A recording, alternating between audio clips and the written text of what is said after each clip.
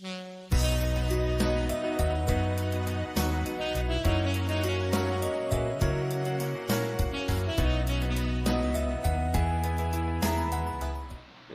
kita masuk kepada tingkatan adat yang nomor 3, disebut dengan adat nan teradat.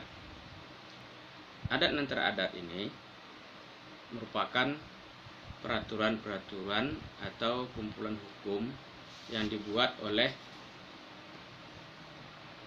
para penghulu Minangkabau atau kerapatan penghulu di Minangkabau. Penghulu adalah pimpinan adat. Meskipun di sini disebutkan dibuat oleh penghulu, namun proses pembuatannya tetap dengan melakukan musyawarah. Hasil musyawarah atau mufakat inilah yang disebut nanti dengan adat nan teradat. Nah, adat nan teradat ini, peraturan ini yang dibuat oleh penghulu itu sifatnya lokal, setempat. Dia dibuat oleh para penghulu di daerahnya masing-masing, di nagarinya masing-masing. Untuk siapa? Untuk warga nagari setempat. Jadi bukan tidak berlaku di tempat yang lain, hanya lokal.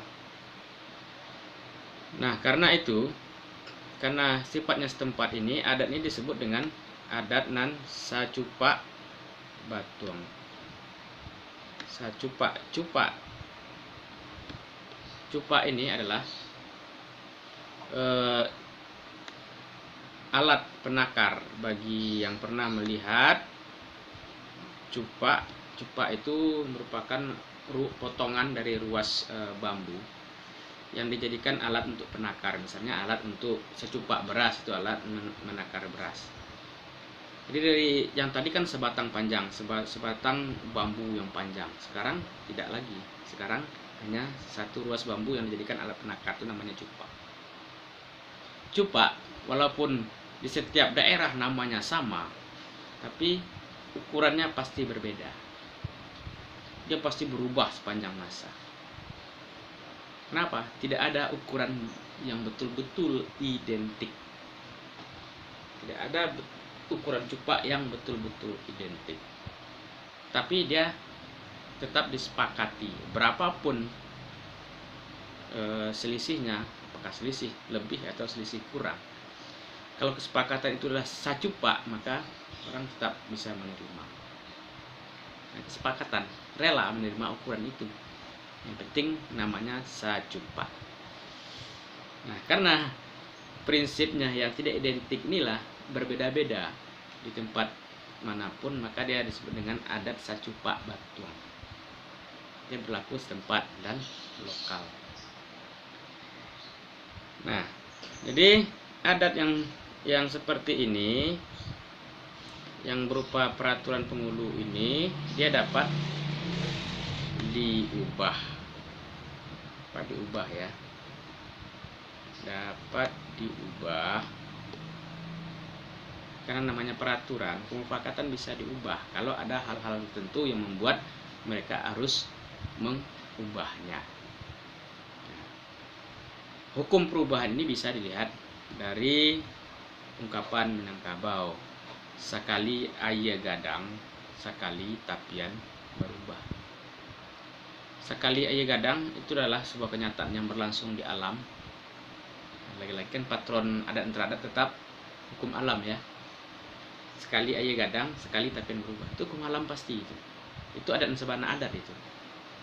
Tapi dia bisa digunakan sebagai prinsip dasar untuk melakukan perubahan adat.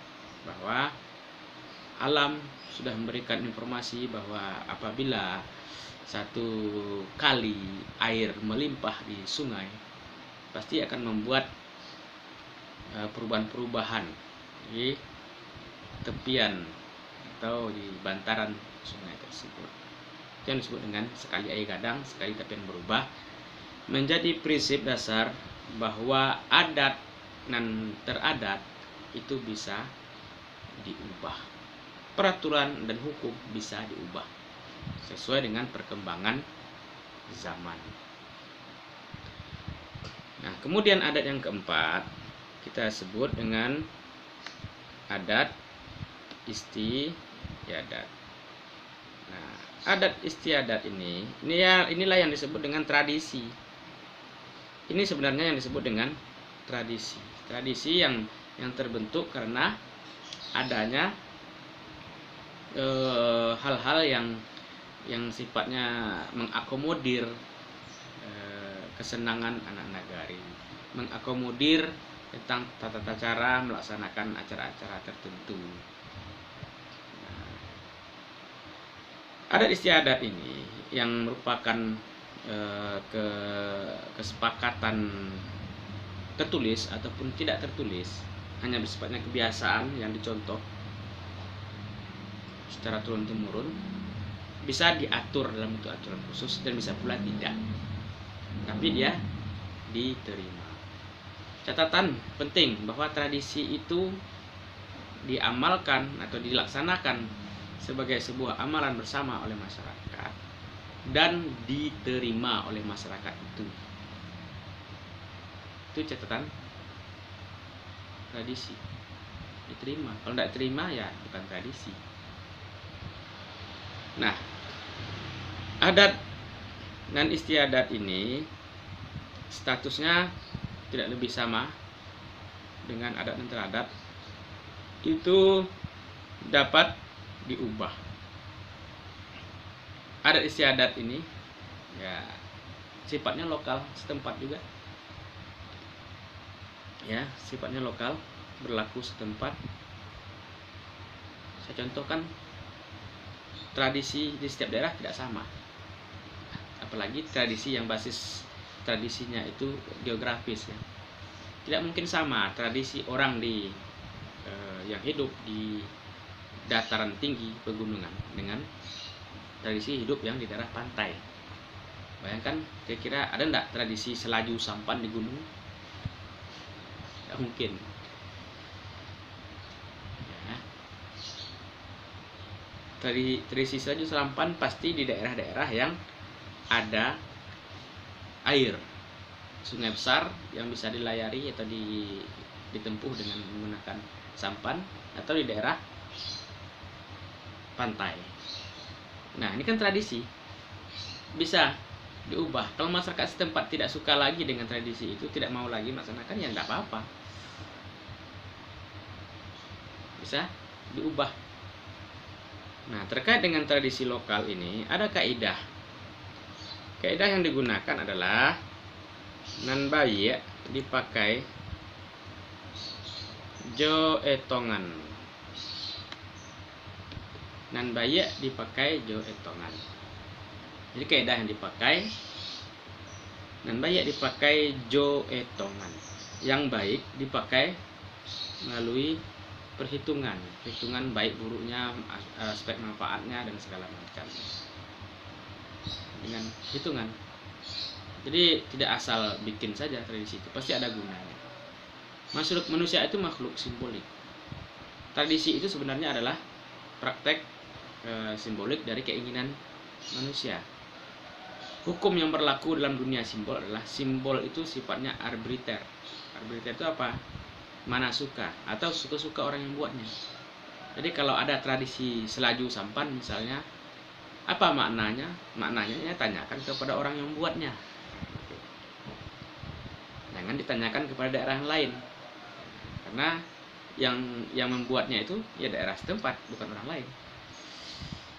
Jadi yang adat dan istiadat ini kalau dia baik itu dipakai setelah melalui perhitungan-perhitungan. Intinya ada juga unsur musyawarah dengan menambahkan unsur-unsur baik buruk dari adat ini. Kemudian karena dia juga bisa diubah sama dengan yang tadi, kalau dia buruk, dan buruk dibuang jurundiangan. Yang buruk itu dibuang dengan rundingan, dengan musyawarah.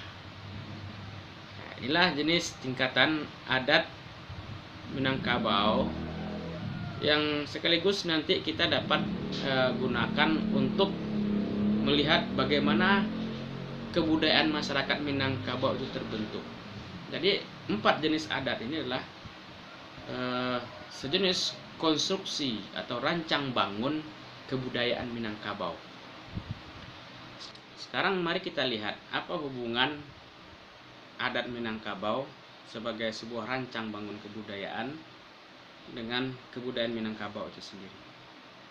Kita mengenal dalam teori kebudayaan disebut dengan bentuk kebudayaan. Wujud kebudayaan itu kan ada 3. Yang pertama disebut dengan wujud ide atau gagasan. Yang kedua disebut dengan wujud tindakan atau perbuatan berpola. Tindakan atau perbuatan berpola berulang diwariskan. Kemudian yang ketiga disebut dengan wujud artefak.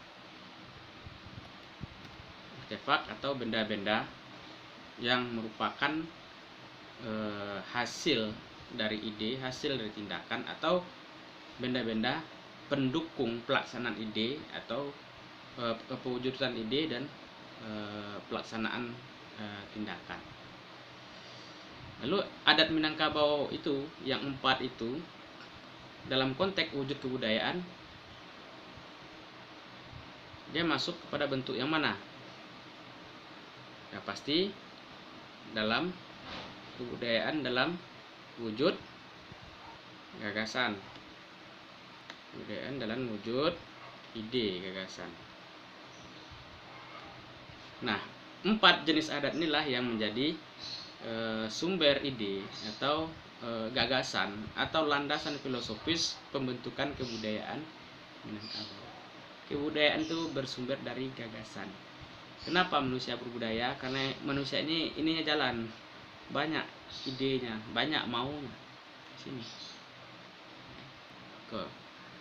Kemudian yang kedua, kita lihat 4 jenis adat ini. Kalau kita lihat dari sistem kebudayaan, unsur